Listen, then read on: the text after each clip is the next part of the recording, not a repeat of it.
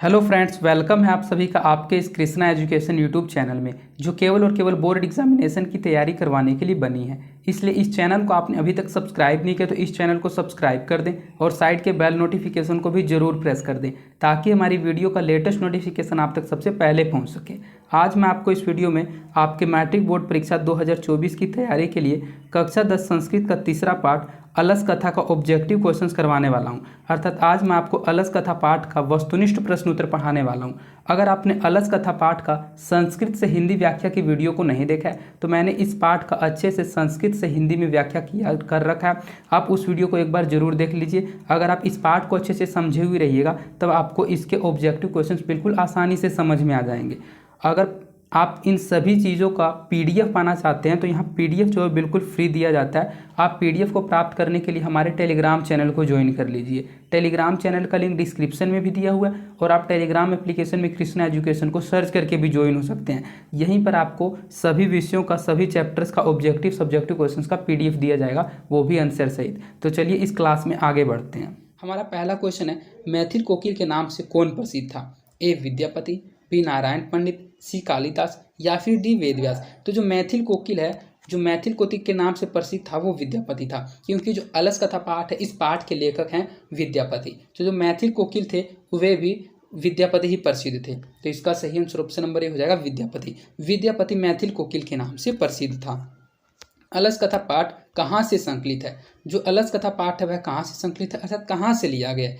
ए अग्नि पुराण से, बी पुरुष परीक्षा से, सी रामायण से या फिर डी महाभारत से। तो जो विद्यापति हैं, जो इस पाठ के लेखक है, उन्होंने एक पुरुष परीक्षा कथा ग्रंथ की रचना की थी और उसी से अलस कथा पाठ को लिया गया है। तो इसका सही आंसर ऑप्शन नंबर बी हो जाएगा पुरुष परीक्षा। अलस कथा पाठ कहाँ से संकलित है? तो अलस कथा पाठ पुरुष परीक्षा से संकलित है। मिथिला का मंत्री कौन था? जो मिथिला था उसका मंत्री कौन था? ए बुद्धिवीर, बी कर्मवीर, सी धर्मवीर या फिर डी वीरेश्वर। तो इस टाइप के क्वेश्चन को अगर आपको कंफर्म तरीके से याद करना है तो आप एक बार पाठ को जरूर पढ़ लीजिएगा। इस अलस कथा पाठ के संपूर्ण हिंदी अर्थ वाले वीडियो में मैंने पूरे पाठ को बिल्कुल ही अच्छे से पढ़ा रखा है। अगर आपने उस वीडियो को नहीं देखा तो उस वीडियो को जाकर जरूर देख लें। इस वीडियो को देखने के बाद आप उस वीडियो को जरूर देख लीजिएगा। इससे आप इस टाइप के ऑब्जेक्टिव क्वेश्चन को कभी भूल ही नहीं पाइएगा, क्योंकि जो मिथिला का मंत्री था वो वीरेश्वर था। और जब आप कहानी को पढ़िएगा तो आपके माइंड में एक कहानी सेट हो जाएगा और उस कहानी से रिलेटेड जितने भी ऑब्जेक्टिव और सब्जेक्टिव क्वेश्चन होंगे वे आपसे 101% बनेंगे। तो हमारा तीसरा क्वेश्चन है कि मिथिला का मंत्री कौन था? तो मिथिला का मंत्री वीरेश्वर था। तो इसका सही आंसर ऑप्शन नंबर डी हो जाएगा वीरेश्वर। मनुष्य को कौन नष्ट कर देता है? ए धन, बी धर्म, सी आलस या फिर डी कौन है? तो आप इस पाठ को शुरू से पढ़ रहे हैं, आपको जरूर पता होगा कि जो मनुष्य को नष्ट करता है वो आलस करता है, क्योंकि मनुष्य का सबसे बड़ा शत्रु उसका आलस होता है और मनुष्य को आलस नष्ट कर देता है। तो इसका सही आंसर ऑप्शन नंबर सी हो जाएगा आलस। भीषण भूख लगने पर भी कौन कुछ नहीं कर सकता? ए आलसी, बी निर्बल, सी सचित्र या फिर डी निर्धन। तो भीष्म भूख लगने का तात्पर्य है कि बहुत ज़्यादा भूख लगने पर भी कौन कुछ नहीं कर सकता। तो जो आलसी लोग होते हैं वे चाहे भूखे मर ही क्यों न जाएं, वे अपने लिए कुछ भी करने को तत्पर न होते हैं। अर्थात जो आलसी लोग होते हैं भीष्म भूख लगने पर भी कुछ नहीं करते हैं। तो इसका सही आंसर ऑप्शन नंबर ए हो जाएगा आलसी। भीष्म भूख लगने पर भी कौन कुछ नहीं कर सकता है? तो आलसी लोग कुछ भी नहीं कर सकते हैं। वीरेश्वर नाम का मंत्री कहाँ रहता था? ए पाटलिपुत्र में, बी मिथिला में, सी जनकपुर में या फिर डी अयोध्या में। तो इससे पहले क्वेश्चन में आपने इसके बारे में पढ़ा है, सिर्फ क्वेश्चन को पूछने का तरीका अलग है। उसमें आपने पढ़ा था कि मिथिला का मंत्री कौन था? तो मिथिला का मंत्री वीरेश्वर था। और इसमें पूछा जा रहा है कि वीरेश्वर नाम का मंत्री कहाँ रहता था? तो मिथिला का मंत्री था तो मिथिला में ही रहता होगा। तो इसका सही आंसर ऑप्शन नंबर बी हो जाएगा मिथिला में। वीरेश्वर नाम का मंत्री मिथिला में रहता था। आलसियों को कौन अन्न और वस्त्र देते थे?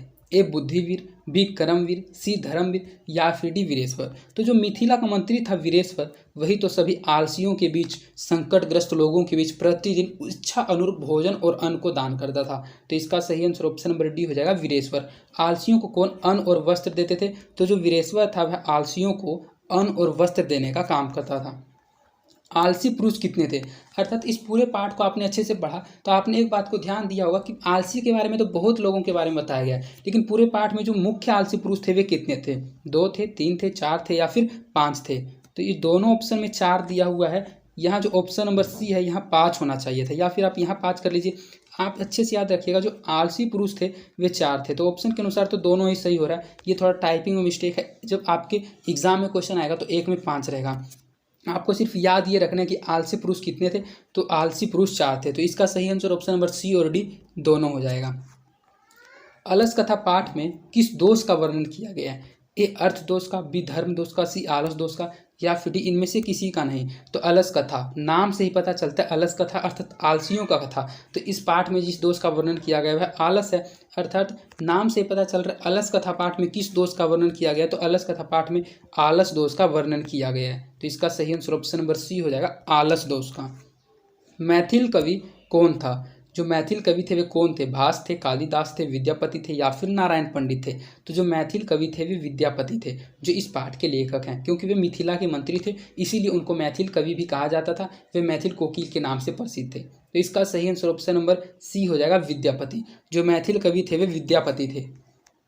अलस कथा किस प्रकार की कथा है? ए व्यंग्यात्मक, बी हास्यात्मक, सी कारुणिक कथा, या फिर डी उपयुक्त कोई नहीं। तो आपने पाठ के जब वर्णन मैंने आपको पढ़ाया था पाठ का संक्षिप्त परिचय, तो उसमें हमने आपको बताया था कि जो अलस कथा है वह एक व्यंग्यात्मक कथा है, अर्थात एक हंसी मजाक वाला पाठ है। इसलिए अलस कथा जो है वह एक व्यंग्यात्मक प्रकार की कथा है। तो इसका सही आंसर ऑप्शन नंबर ए हो जाएगा। अलस कथा किस प्रकार की कथा है? तो व्यंग्यात्मक प्रकार की कथा है। अलस कथा पाठ के लेखक कौन है? इससे पहले मैंने इस क्वेश्चन का आंसर आपको हिंट कर दिया था। आप जरूर इसका आंसर बता दीजिएगा कि अलस कथा पाठ के लेखक कौन है। ए विद्यापति, बी नारायण पंडित, सी कालिदास, या फिर डी वेदव्यास। तो अलस कथा पाठ के जो लेखक हैं वे विद्यापति जी हैं। तो इसका सही आंसर ऑप्शन नंबर ए हो जाएगा। अलस कथा पाठ के लेखक कौन है? तो अलस कथा पाठ के लेखक विद्यापति हैं। अलसशाला में आगे क्यों लगाई गई? यहाँ आगे नहीं आग होना चाहिए था, ये थोड़ा टाइप में मिस्टेक है। तो अलसशाला में आग क्यों लगाई गई? जाड़े के कारण, अर्थात बहुत अधिक ठंड थी इसलिए आग लगाई गई थी? आलसियों की परीक्षा लेने के लिए आग लगाई गई थी? मच्छर के कारण आग लगाई गई थी? या फिर बिना किसी कारण के ही आग लगा दी गई थी? तो जो सेवक था जो रोज रोज भोजन दिया करता था और जो धूर्त आलसी बनकर वहाँ भोजन को ग्रहण करते थे, तो जब अलसशाला के द्वारा अधिक खर्च होने लगा तो उस खर्च को देखते हुए आलसियों की परीक्षा लेने के लिए एक सेवक ने आलसियों की परीक्षा लेने के लिए अलसशाला में आग लगा दी थी। तो इसका सही आंसर ऑप्शन नंबर बी हो जाएगा। अलसशाला में आग क्यों लगाई गई? तो आलसियों की परीक्षा लेने के लिए अलसशाला में आग लगाई गई थी। अलस कथा पाठ में किस महत्व का वर्णन किया गया है? ए मानव गुण का, बी पशु गुण का, सी देवता गुण का, या फिर डी उपयुक्त कोई नहीं का। तो जो अलस कथा पाठ है इसमें किस गुण का वर्णन किया गया? तो इसमें एक मानव गुण का वर्णन किया गया, क्योंकि इस तरह से ये जो मानव का गुण तो नहीं है लेकिन ये एक प्रकार का मानव का दोष है, लेकिन मानव का दोष और गुण एक ही प्रकार का हो जाता है। तो जो अलस कथा पाठ में किस महत्व का वर्णन किया गया? तो मानव गुण के महत्व का वर्णन किया गया। तो इसका सही आंसर ऑप्शन नंबर ए हो जाएगा, मानव गुण का। गरीबों और अनाथों को प्रतिदिन कौन भोजन कराते थे? ए बुद्धिवीर, बी कर्मवीर, सी धर्मवीर, या फिर डी वीरेश्वर। तो गरीबों और अनाथों को प्रतिदिन वीरेश्वर नाम का जो मंत्री था, जो मिथिला का मंत्री था, वह प्रतिदिन अनाथों और गरीबों को भोजन कराता था। तो इसका सही आंसर ऑप्शन नंबर डी हो जाएगा, वीरेश्वर। गरीबों और अनाथों को प्रतिदिन कौन भोजन कराते थे? तो वीरेश्वर गरीबों और अनाथों को प्रतिदिन भोजन कराने का काम करते थे। कारुणिक के बिना किसकी गति नहीं है? अर्थात कारुणिक कहा जाता है दयालु लोगों को। तो दयालु लोगों के बिना, दयावान के बिना किसकी गति नहीं, अर्थात कौन जी नहीं सकता, किसका कल्याण नहीं हो सकता? ए धूर्तों की, बी पतितों की, सी वाचालों की, या फिर डी आलसियों की। तो लास्ट पार्ट के जब अंत हो रहा था तो लास्ट श्लोक में आपने पढ़ा था कि आलसियों की जो गति है वह कारुणिक है, अर्थात कारुणिक के बिना आलसियों की गति नहीं है। तो इसका सही आंसर ऑप्शन नंबर डी हो जाएगा। कारुणिक के बिना किसकी गति नहीं है? तो कारुणिक के बिना आलसियों की गति नहीं है। अलसशाला में लगी आग को देखकर कौन भाग गए थे? ए आलसी, बी धूर्त, सी अधिकारी, या फिर डी नौकर। तो जब आलसियों की परीक्षा लेने के लिए एक सेवक ने अलसशाला में आग लगा दी थी तो उस लगी आग को देखकर जितने भी धूर्त आलसी थे, अर्थात जितने भी धूर्त लोग थे जो धोखे से आलसी बने हुए थे, वे सभी के सभी लोग रफू चक्कर हो गए, अर्थात भाग गए। तो इसका सही आंसर ऑप्शन नंबर बी हो जाएगा, धूर्त। अलसशाला में लगी आग को देखकर कौन भाग गए? तो अलसशाला में लगी आग को देखकर धूर्त भागे, और जो वास्तव में आलसी थे उनकी परीक्षा हुई। जो वास्तव में आलसी थे वे उसी में सोए रहे, जो 4 आलसी पुरुष थे, और इससे पता चला कि वे इतने आलसी थे कि उनको अपने जान की भी किसी प्रकार की कोई फिक्र नहीं थी। तो अलसशाला में लगी आग को देखकर कौन भाग गए थे? तो धूर्त भाग गए थे।